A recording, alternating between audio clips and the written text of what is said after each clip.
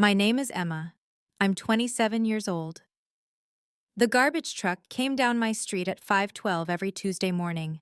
I knew that because I was awake for it more often than I care to admit. That morning, unpaid bills were fanned across my scratched kitchen table like evidence.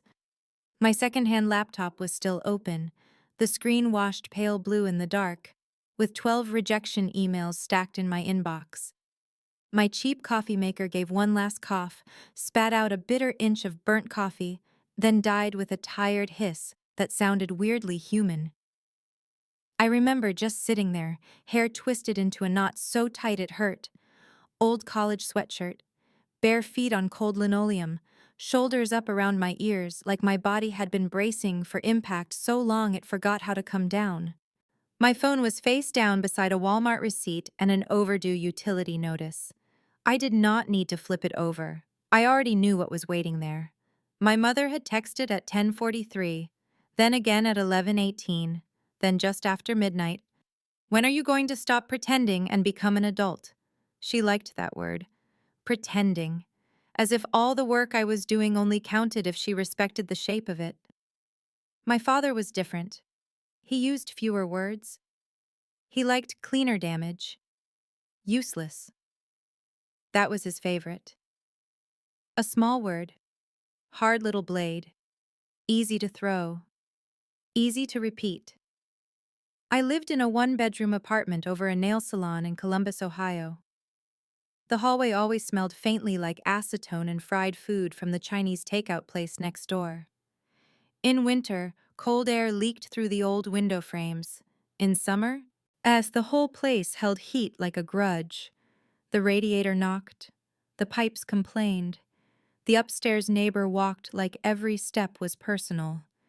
And on my table that morning, under the kitchen light, there was an overnight envelope. Thick paper, clean print, my name centered across the front. I had not opened it yet. It sat there under the light like a dare. 3 hours earlier, my mother had left me a voicemail in that disappointed voice she used when she wanted to make concern sound holy. "Emma, your cousin Rachel just bought a townhouse. At some point, you need to ask yourself why everyone else's life is moving forward." Then my father texted right after. "Heard you're still doing that app nonsense. Grow up." I stared at the envelope, then at the bills, then at the dead coffee maker. The apartment smelled like stale coffee, paper, and stress. Outside, the garbage truck groaned down the street, all steel and brakes and hydraulic whining. Inside, it was quiet in that bruised way small apartments can get right before dawn. And I sat there with that envelope in front of me and thought, not for the first time, that humiliation changes your body before it changes anything else.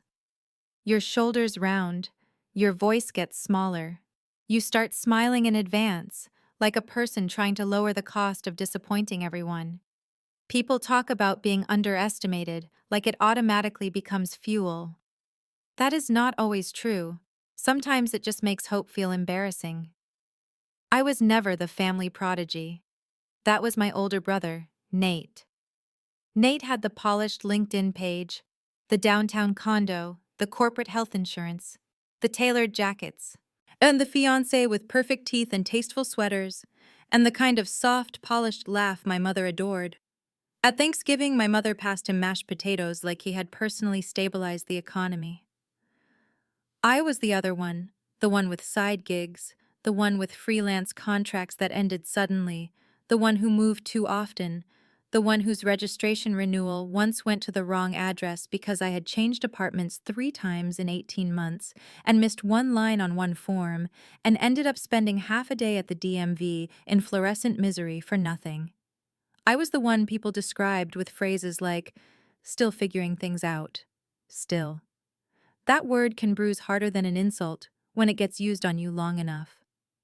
When I was 12, I wanted a used guitar from a pawn shop window, and my father looked at the price tag and said I had expensive taste and lazy habits. I was 12. When I was 16, I stayed up late building websites for friends from school because I liked how problems made sense when you could click through them. My father told me I was book smart in all the wrong ways because I did not care about cheerleading or popularity or any of the things he knew how to admire in girls.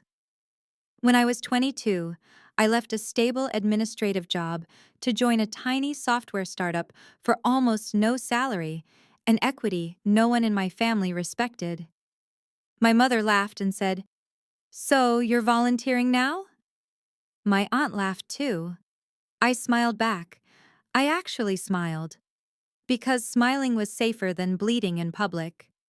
The first time my parents called me useless to my face as an adult, thus we were standing in the driveway after Christmas dinner. White lights were wrapped around the porch railings. Someone inside was rinsing dishes. My father had enough whiskey in him to stop pretending he edited himself. He looked at my car first. Old Honda Civic. Rear bumper cracked, one corner holding together through faith, zip ties, and denial. Then he looked at me. "At 24, he said, "you should be past this. Nate is building a life. You're still floating around like a teenager." Mom folded her arms and added, "You always choose the hard way, just so you can call yourself misunderstood." I said, "I'm working." Dad gave this short, ugly snort. "Doing what?" "Product operations, customer research, testing, some back-end support." He waved his hand like he was brushing lint off the air. That fake laptop stuff." Mom tilted her head, soft voice, sharp message. "Emma, sweetheart, it is okay to admit you made a mistake. Some people just aren't built for ambitious things." There are sentences that do not leave you because they arrive from the people who taught you language in the first place. That one stayed. Some people just aren't built for ambitious things. I drove home that night through blinking Christmas lights and dark strip malls and crying traffic. And I cried so hard I had to pull into a gas station lot near a closed Starbucks because I could not see well enough to drive. I sat there with both hands on the wheel, shaking. Then I wiped my face. Bought a pack of gum I did not need. Looked at my bank app in the parking lot. Saw rent due in 6 days and went home because grief does not pause deadlines. So the company was called Ledger Loop. We built software for small contractors and property managers to track recurring maintenance costs, permit deadlines, vendor invoices, compliance records, deed reminders, insurance certificates, and every boring operational detail people ignore until one mistake turns into a lawsuit, a fine, or a building problem with 6 attached emails and nobody accepting blame. It was not sexy work. It was not App Store glamour work. It was not tech bro fantasy work. It did not photograph well. It did not sound impressive at family dinner. It solved boring problems for people who paid dearly when boring things went wrong. Boring products make quiet money when they work. I joined as employee number 5. As my title changed every couple of months because that is what happens inside tiny companies with too much need and not enough payroll. One week I was onboarding clients. The next week I was rewriting help documentation. Then I was sitting in product meetings taking notes no one else wanted to take. Then I was reviewing support tickets at 2 o'clock in the morning and realizing our customers were telling us exactly what we needed to build if anyone bothered to listen long enough. I listened. That ended up mattering more than almost anybody knew. Mid-sized property groups had started hacking our small business tool into something bigger. They were using it to manage regional maintenance schedules, contractor insurance renewals, HOA restriction logs, county filing deadlines, municipal permit renewals, vendor onboarding, in recurring inspection windows and document retention across multiple properties. They did not need cute features, they needed fewer mistakes, fewer fines, fewer panicked legal calls, fewer expensive messes caused by one missed compliance date buried in somebody's inbox.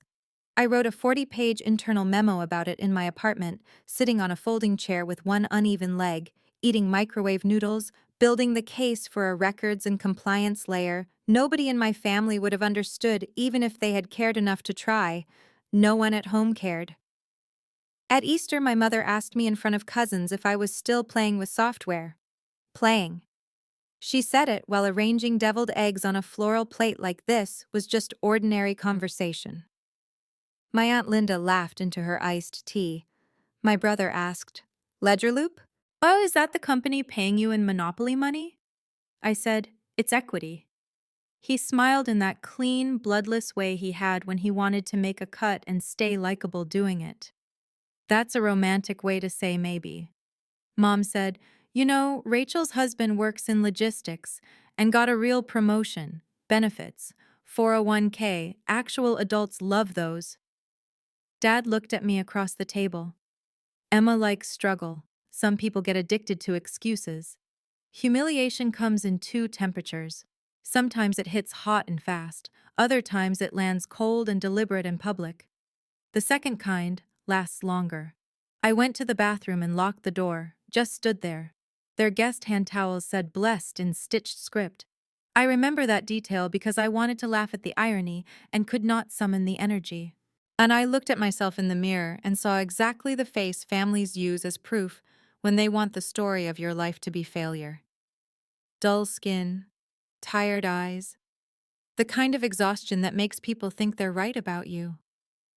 When I came back out, my mother handed me a tray and asked me to take it to the patio for the kids. That was her specialty. Injury, then chore.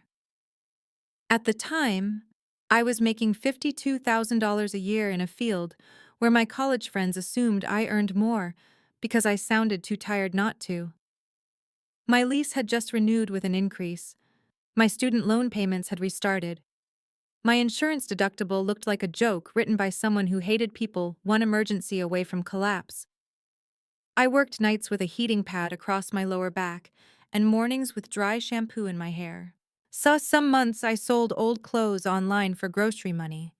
Some months I turned the AC off and sat in the heat because the electric bill scared me more than discomfort did. My mother knew this. She still texted me job listings for receptionist roles and called them good honest work. There is nothing wrong with honest work. I have done plenty of it. The insult was never the job. The insult was her need for me to get smaller. The summer I turned 26, Ledger Loop almost died. Our runway got thin. A major client delayed renewal. One investor backed out. The founder, Adrian, called an all-hands on a Monday morning and looked like he had aged a decade over the weekend. We took salary reductions to stay alive. I agreed because I could not stand the idea of watching 2 years of work sink without a fight. So my parents found out because I made the mistake of telling my mother I might need to pause my student loan auto pay for 1 month. She did not ask if I was okay. She did not ask if I had groceries. She said, "Emma, listen to me carefully. This is what happens when unserious people build lives around fantasies." I was standing outside the county clerk's office downtown after a client meeting about permit renewal integration. A couple was taking courthouse wedding photos on the steps, while my mother told me I had built my life around fantasy. I said, "I'm working harder than I ever have." She replied, "Hard and foolish can look identical from a distance." Then, after a pause sharp enough to feel rehearsed, she added, "Your father says if you need money, he will lend you enough for first month's rent somewhere cheaper. But you will need to admit he was right." That was the part that hit. Not help, submission, a lesson tied to rent. I said no. That night I sat on my apartment floor because the table was covered in product notes and overdue notices, and there was nowhere else to go. I opened my laptop, opened a blank email to Adrian. Subject line: resignation. I typed 3 sentences, deleted them, typed 2 more, deleted those 2. I remember the exact feeling of that hour. The refrigerator humming, my back aching, one gas station sandwich in the fridge, $43 until Friday. The room so quiet, I could hear someone downstairs dragging a rolling chair across tile. People love resilience after it has already become expensive. They love grit with a payout attached. They do not like to linger in the real hour when somebody almost gives up because the body is tired, the money is thin, and the people who should have believed in them have turned doubt into family tradition. That hour was real. The resignation email was real. And what stopped me was not some grand motivational revelation. A support ticket came in from a property management group in Arizona. They had almost missed a fire inspection compliance window for 9 multi-unit buildings, and our beta dashboard had caught it in time. The operations manager wrote, "This saved us from a 6-figure nightmare." I stared at that sentence for a long time, not because it praised me, because it proved something. We were not building fantasy. We were building relief. We were building systems that stopped expensive human mess before it spread. That matters. I closed the resignation draft, got up, microwaved canned soup, burned my tongue on the first bite, went back to work. After that, my life narrowed.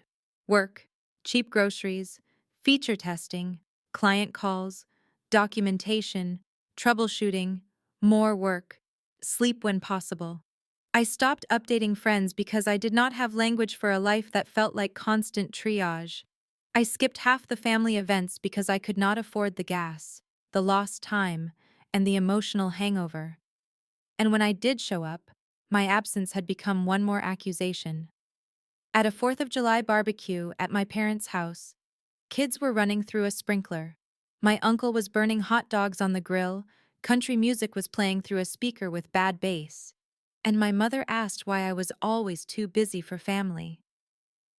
Before I could answer, what my father said loud enough for other people to hear, "She hides when she's ashamed."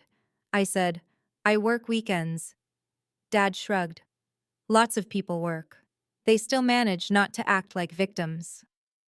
My cousin's husband asked what exactly I did, and before I could explain, Nate cut in. "Something with spreadsheets and pretending startup stock is a retirement plan." Everybody laughed. Everybody. I smiled because women get trained young to survive family cruelty by turning themselves into soft furniture. Present. Useful. Not too loud. Easy to lean on. But inside, something changed. Not rage. Cleaner than rage. Distance. After that barbecue, I stopped trying to make my parents understand my work. I stopped sending them articles when our industry got attention. And I stopped explaining why small compliance errors become large financial disasters. I stopped defending my schedule, my fatigue, my choices. Silence can be surrender. It can also be structure. At Ledger Loop, things got better in the most unromantic way possible. Quietly. A bigger client, then another. A feature release that reduced errors across vendor insurance tracking. A pilot program with a national facilities group. A legal records module that let property operators attach county filings, deed documents, notary records, and recurring compliance tasks into one workflow so nothing lived in 6 separate places anymore. That module was mine. I had pushed for it for 18 months because clients kept building dangerous workarounds in spreadsheets and email chains. I knew where the pain was because I listened to the people who lived inside it. Listening well is underrated in rooms full of louder people. Sometimes listening becomes leverage. We launched the records module in beta the same week my mother mailed me a birthday card. No gift card inside, just a handwritten note. "I hope this is the year you finally choose stability." I remember reading that card at my table and laughing out loud once. A dry little sound. Not because it was funny, because the timing was almost theatrical. By then, our numbers were finally strong enough that Adrian brought in serious acquisition counsel. Not loud social media lawyers with startup swagger. Better than that. Quiet people in expensive shoes who read every line twice and asked sober questions nobody wanted to answer. A large enterprise operations platform out of Chicago had started circling. They served institutional real estate groups and commercial maintenance firms, but their compliance tracking was clunky, expensive, and hated by exactly the kind of mid-market client we had started winning. They wanted our records engine, our customer segment, our workflow logic, our retention. The first time Adrian told me a buyout was possible, I thought he was trying to keep morale alive in a company held together by caffeine, duct tape, and stubbornness. He said, "Emma, your equity paperwork is in order, right?" I said, "I think so." He just looked at me.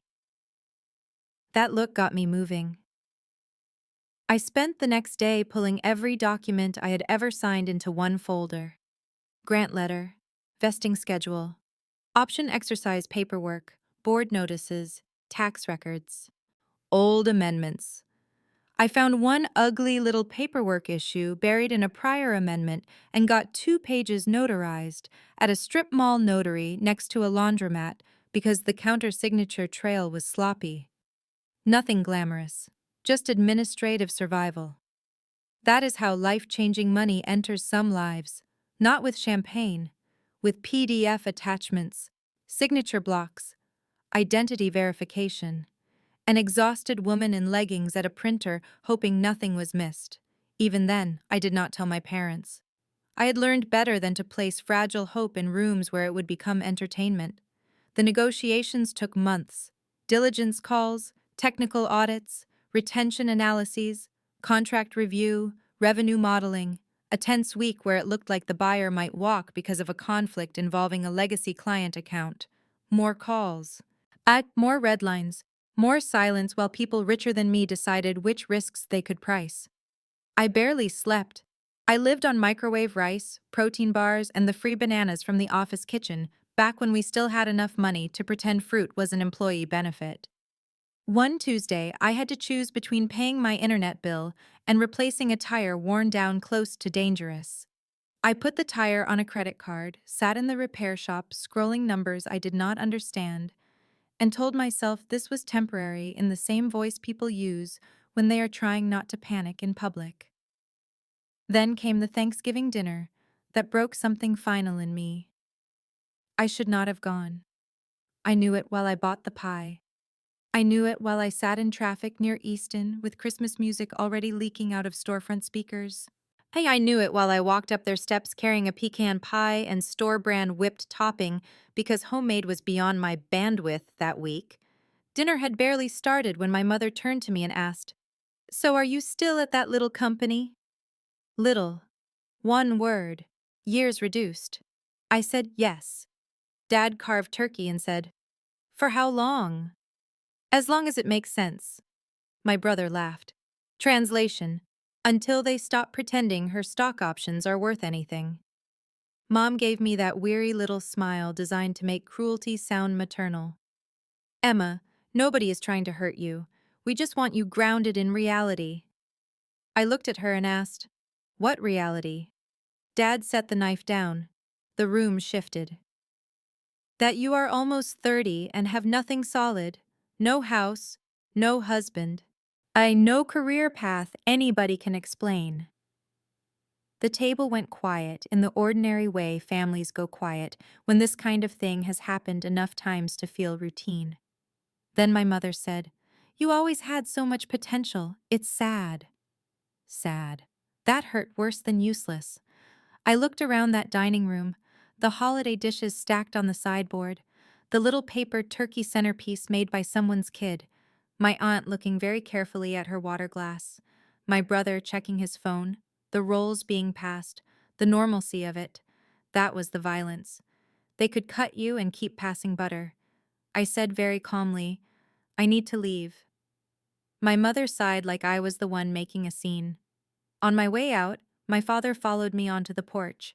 Cold air, porch light, cars lined up along the curb, Christmas lights blinking across the street. "Sa," he said, "you get offended because you know we're right." I said, "No, I get tired because you enjoy it." That stopped him for a second. Actually stopped him. He stared at me like I had violated some private family law by saying the ugly part out loud. Then he said it, the small, clean favorite. "Useless."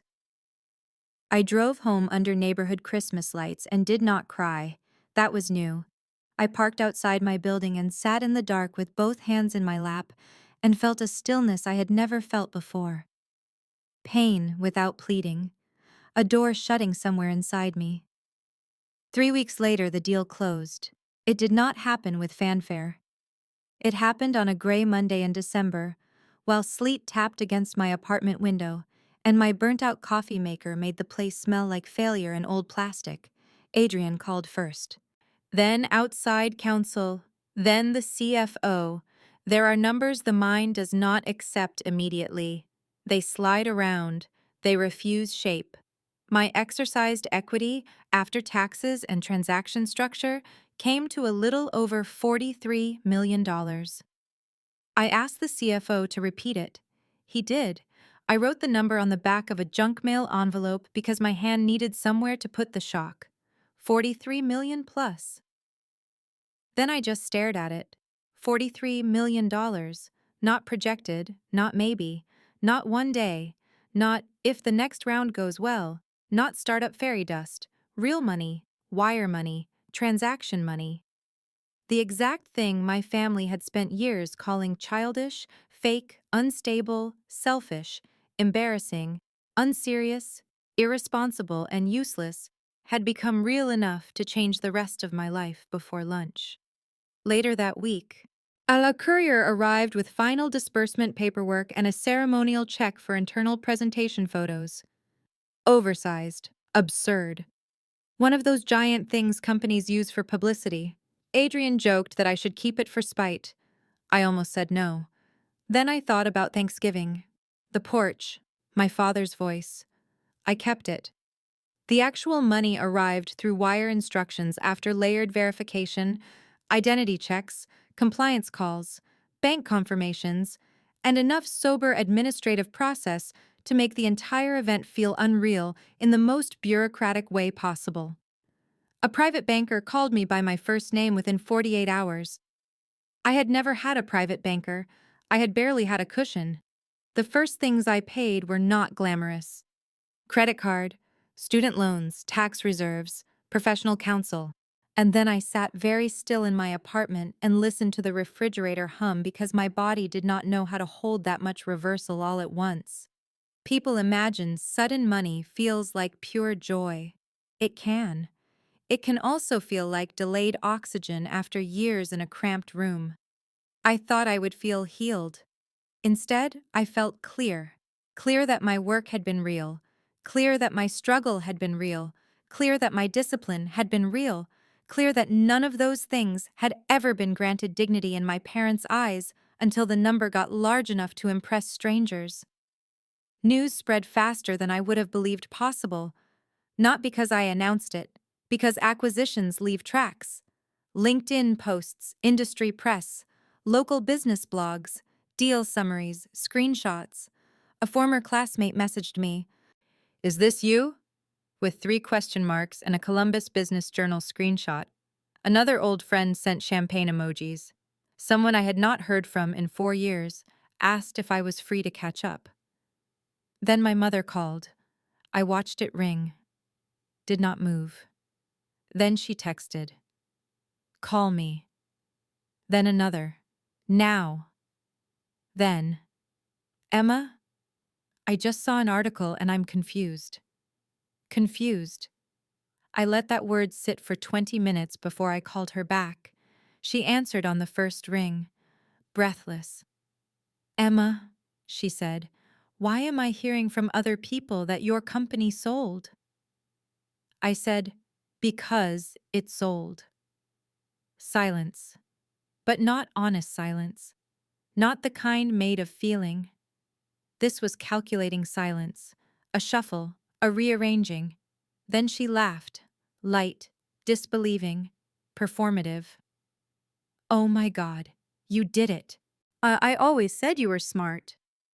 It was such a fast rewrite, I almost respected the speed. I said nothing. She filled the space herself. "Your father is stunned. He's telling everyone how hard you worked. We are so proud of you."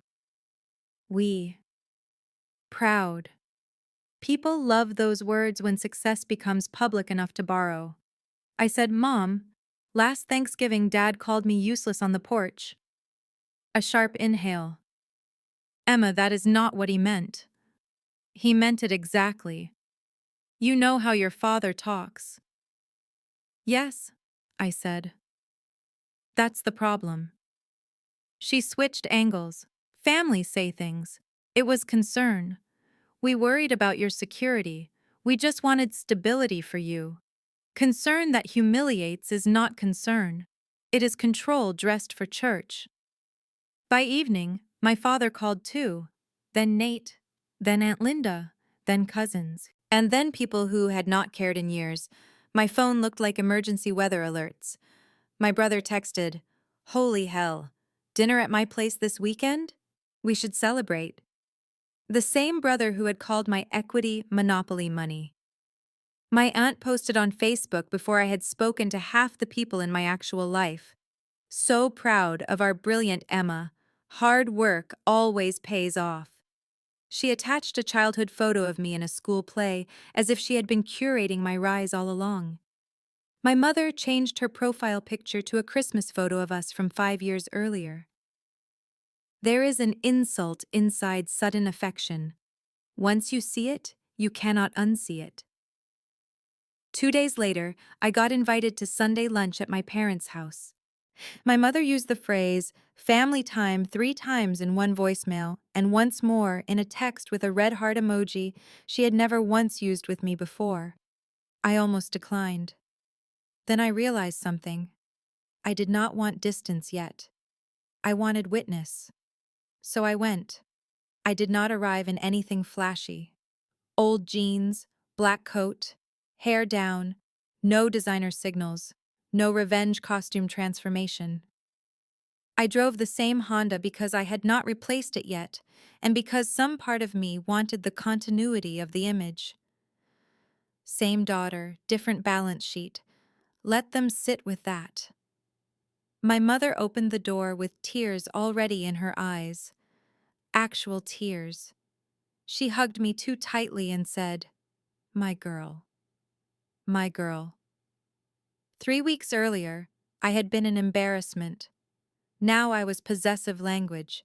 The house smelled like pot roast and cinnamon candles. Christmas decorations were still up even though it was mid-January, because my mother always stretched sentiment when she needed atmosphere. My father stood in the living room wearing the expression men wear when they want to appear humbled without actually surrendering authority. He said, "M." He had not called me that since high school. I said, "Dad."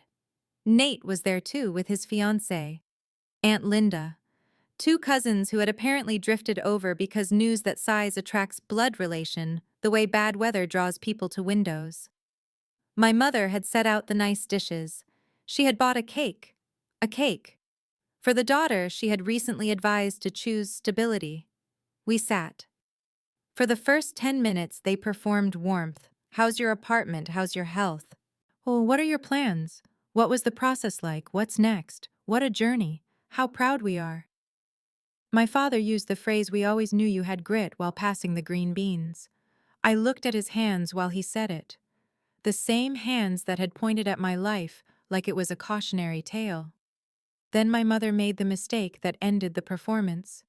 Smiling, easy, she said, "I told Linda the other day that from the beginning you always had that entrepreneurial spark." I put my fork down. Not dramatic, just careful enough that everybody noticed. Then I said, "No, you didn't." The whole table shifted. My mother blinked. "What?" I kept my voice calm. "From the beginning, you told me I was making mistakes. You sent me receptionist job listings. You laughed at my equity. You told me some people aren't built for ambitious things." Aunt Linda looked at her plate. My father straightened in his chair. "Emma," I turned to him, "you called me useless. More than once." He opened his mouth. Nothing came out. I kept going. "Last Thanksgiving, on the porch. Before that, in the driveway after Christmas. Before that, every time I chose a life you didn't respect." Mom tried the soft voice again. "Honey, we were scared for you." I said, "No, you were embarrassed by me." That landed. I watched it land. A flicker in her face, my brother shifting in his chair. My aunt suddenly very still. Nate jumped in too quickly, voice bright in that fake reasonable way people use when they want to reframe your pain as an overreaction. "Come on, That's harsh. They were worried, sure, but I looked at him. You called my equity monopoly money. He gave a short laugh. It was a joke. It was a pattern. Silence. Real silence this time. Nobody moved. I had spent years thinking I wanted an apology from them. In that moment, sitting in that dining room under two warm lights with cinnamon candles burning and a frosted cake waiting on the counter, I realized I no longer wanted an apology that had to be cornered into existence. My mother reached toward me across the table. Emma, we love you. I leaned back before her hand could touch mine. Then I said the sentence I had apparently been carrying for years. You love me once I became easy to brag about. My aunt started crying first. Not because she was wounded, because some people cry when truth strips away their cover. Dad's face went red. That is unfair. I said no. Unfair was being treated like a failure while I was doing the hardest work of my life. Unfair was mocking me at holidays, at dinner tables, in front of relatives, then calling yourselves proud after an article made me socially useful. My mother whispered, "We are your parents." It was meant to outweigh evidence. I said, "Yes," which is why what you said mattered so much. There are moments when power shifts without noise. This was one of them. My father made one more attempt. Practicality. He leaned back and said, "Look, the past is the past. What matters now is being smart. You'll need guidance, protection. People get stupid when money hits. Guidance. From him." I said, "I already hired professionals." He frowned. Professionals? Attorney, tax counsel, estate planning team. State? As fiduciary advisor. Something changed in his face then. It was not pride, it was exclusion. He understood in one clean second that I had built a world he could not command. My mother recovered faster. She always did. "Well," she said carefully, "family should still be involved. You don't want strangers making decisions when we know you best." Know me best. I almost smiled. You knew the version of me that was easiest to dismiss. She stared at me. Then it came. The thing I had known was coming from the second I accepted the lunch invitation. My brother cleared his throat. "There's actually something I wanted to ask. Claire and I are looking at houses, and the market is insane. A bridge loan situation would—" I stood up before he finished. Not because I lost control. Because the answer had existed long before the sentence did. "No." My mother's voice sharpened. "Emma, sit down." I stayed standing. Then I said, evenly with everybody looking at me, "I am not funding anyone's revision of history." My father snapped, "No one is revising anything." I looked at him, then my mother, then Nate. 3 weeks ago, I was the cautionary tale in this family. Today, I'm the success story. The only thing that changed for you is the number. Nobody denied it. That was the part I will never forget. Not one of them denied it. I took my coat from the back of the chair. My mother stood up fast now, panic finally outrunning polish. "Emma, don't do this. We can move forward." I said, "You can. I already did." Then she cried harder and finally said the words I had wanted for years. "I'm sorry." Small, late, thin. I believed she felt something. Regret, maybe? Fear, shock, the loss of control. But sorrow is not the same as accountability. So I asked, "What are you sorry for?" She froze. That pause told me almost everything. Because people who are sorry for consequences and people who are sorry for harm sound very different when you ask for detail. She said, For all of it." I nodded once. That was answer enough. I left before dessert. In the driveway, my father followed me again. Of course he did. Cold air, breath clouding, front porch light behind him, his shoes crunching lightly on the thin salt near the step. He said, "You're really going to cut us off over words?" I turned and faced him. Not words, years. He stared at me, then lower, meaner, because cruelty is often the last place pride runs when dignity fails. Yet he said, "You think money makes you better than us?" I shook my head. "No, it made you reveal yourselves." Then I got into my cracked old Honda and drove away. After that lunch, I changed everything quietly. That mattered to me. Quietly. Not online, not in some dramatic family group chat, not with speeches. I moved money into structures my family could not touch, updated emergency contacts, changed access permissions, had my advisors review everything, bought a townhome in a neighborhood with strict HOA rules, excellent insulation, and kitchen drawers that closed softly.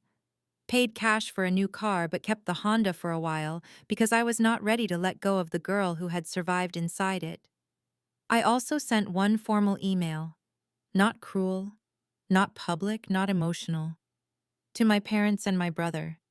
I wrote that I needed indefinite distance, that contact would happen on my terms if at all, that money requests, gifts, surprise visits, third-party pressure, and public storytelling about my life were not welcome, that my legal team had documented harassment concerns after the volume of calls and messages following the acquisition announcement.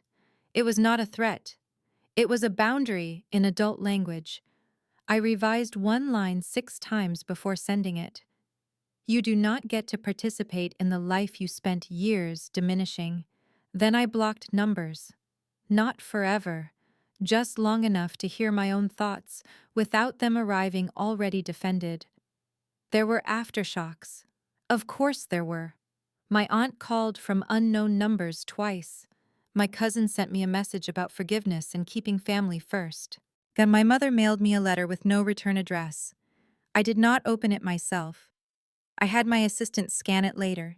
It contained longing, some religious language, a lot of softness, and not one specific acknowledgement of anything she had actually said or done. That mattered. Specificity matters. People love redemption scenes because they are neat. Real life is not neat. Some families change. Some just rearrange their vocabulary and hope that counts. About a month later, I had to go to the county clerk for a routine deed recording issue tied to my townhome purchase. Case number, paperwork, corrected filing, stamp on the page. I stood there in a camel coat holding a leather folder that cost more than my old monthly grocery budget, and watched a clerk process my paperwork with the same bored efficiency government buildings have offered the rich and poor alike for generations. I liked that. Bureaucracy does not care who has money. A stamp lands the same way. On my way back to the car, I passed a young woman sitting on the courthouse steps with a laptop bag and a paper coffee cup and the posture of somebody carrying too much alone. For a second, I saw myself. Not pathetic, not lesser, just pressed thin. That is the danger of contempt. It can make ordinary struggle look like character failure. I did not stop her. I did not turn her into a movie moment. I just looked, kept walking, and carried that image with me longer than I expected. 6 months later, I started a grant program for women building overlooked operational tools, not flashy pitch deck ideas, not perfect founder theater, not products designed mainly to be admired. Real infrastructure tools, quiet systems, useful software, the kind of work people mock until it becomes indispensable. I did not put my family name on it. I used mine. Emma. Just Emma. I got invited onto podcasts and panels and one conference in Austin, where a moderator called my story inspiring with the kind of polished tone people use when pain has already become content. I answered politely, but I never framed what happened as revenge through wealth, because that was too simple and too flattering to the wrong people. Money did not save me. Discipline did. Clarity did. Distance did. The check proved them wrong in public. That part was satisfying. I'm not going to lie and pretend it wasn't. It was satisfying. But the deeper victory arrived later. On a regular Tuesday. In my new kitchen, morning light on the counter, quiet in the rooms, no dread in my chest when my phone buzzed. I looked at the screen and realized I no longer hoped for a message that would heal the old wound. I no longer needed my parents to become the people I had begged for in silence.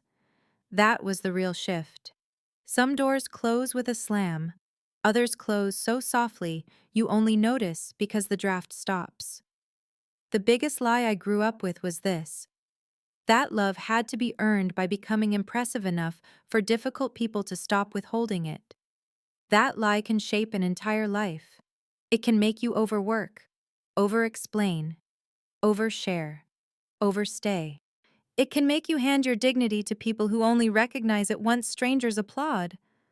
I do not live that way anymore. I have spoken to my mother twice in the last year. Short calls, careful ones, surface level, weather and health and nothing that can be weaponized. She cries less now. Or maybe she cries elsewhere. My father has not apologized in any useful way. Nate sent one message last spring asking if we could start fresh. I left it unanswered because starting fresh is often what people say when they do not want to inventory the damage. There is a line I keep in the Notes app on my phone: being doubted can wound you. Being seen too late can free you. Another line sits framed in my office: they did not believe in me, they believed in status. I survived long enough to learn the difference. And one more truth lives only in my head because not everything needs decoration. The day the money arrived, I got proof. The day I stopped needing their approval, I got peace. Sometimes people ask if I would erase the humiliation if I could. The porch, the dinner table, the jokes, the pity, the word useless thrown like it belonged on me. No, not because pain is noble, it isn't, but because now I can spot contempt immediately, even when it wears concern like perfume. I know what it sounds like when somebody needs you smaller to feel safe. I know what it looks like when people only clap after the market validates your humanity. That knowledge cost me a lot. It also gave me my life back. The oversized ceremonial check still exists, by the way. But for a while I had it propped in a private office closet because I could not decide whether keeping it made me petty or honest. One afternoon, after a board meeting for the Grant Foundation, I took it out and leaned it against the wall. $43 million, black ink on white surface, ridiculous, real. I stood there looking at it for a long time. Then I laughed, not bitterly, not triumphantly, just quietly, because I could see so clearly, all at once, the girl in that cramped apartment before dawn, staring at overdue bills while her parents called her useless, and the woman standing in that office now. And I understood something with complete certainty. Their judgment had never been a verdict. It had only ever been a limit in their own imagination. I was not useless in that apartment. I was building. I was not lost at those family tables. I was becoming. And I was never late to my own life. I was just surrounded by people who could not recognize it while it was still forming. So yes, the check proved them wrong. Publicly, permanently, expensively. But the better part is this: I do not wake up trying to prove anything anymore. I wake up in a quiet home I chose. I make coffee from a machine that works. I sign documents for things I care about. I fund women who remind me of the version of myself nobody defended. I go to sleep without rehearsing explanations for people who measured worth according to whatever made them look best in company. My parents wanted a daughter they could explain. I became a woman they could not control. That is better than pride. That is better than apology. That is freedom. And maybe the strangest part is that when I think back to that apartment now, I do not first remember the money.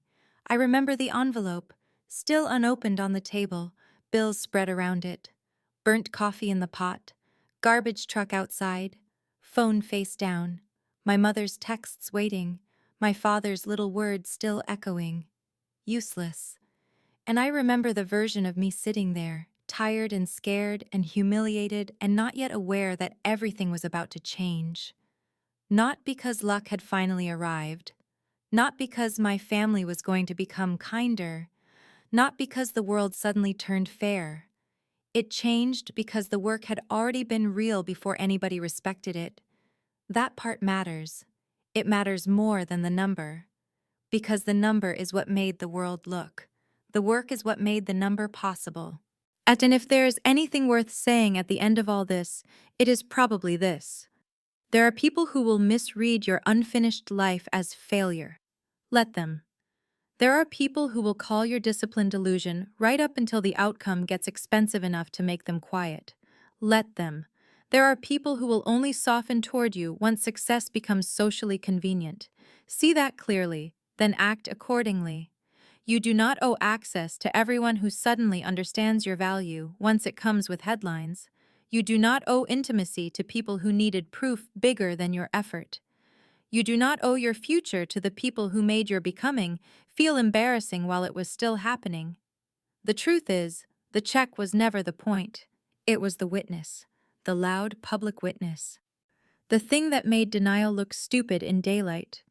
But my life had already started changing before that. The night I did not send the resignation email, the day I stopped explaining myself at barbecues, the moment on the porch when I realized my father enjoyed the cut more than he cared about the wound, the drive home when I did not cry, the lunch where I finally told the truth without asking anyone to agree. That is where the real shift began. Money just put lights on it, and now, on Tuesdays, sometimes I still wake up early. Habit, maybe. The house is quiet, the light comes slow through the windows. My phone is just a phone again. No face-down dread, no rehearsed defense, no waiting to be weighed by people who confused status with love. I stand in my kitchen and make coffee and think, not every life looks impressive while it is being built. Some of them look like overdue notices. Some of them look like bad apartments and dead appliances, and exhausted women nobody takes seriously yet. Some of them look like a person one insult away from quitting. That does not mean nothing is happening. Sometimes the strongest thing in the room is still invisible. Sometimes becoming looks small, right before it becomes undeniable. And sometimes the people calling you useless are just standing too close to their own limitations to see what you are making. I know that now. I know it completely. And that is why the best part of my life is not the money, not the articles, not the check mounted in a closet, not even the look on my father's face when he realized he no longer got to define me. The best part is the quiet. That's the earned quiet. The kind that comes after years of noise. The kind that settles into your bones and stays. The kind that says, without needing to say it out loud, "You were right to keep going. You were right not to shrink. You were right to leave when love started sounding too much like contempt. And you were never useless. Not once."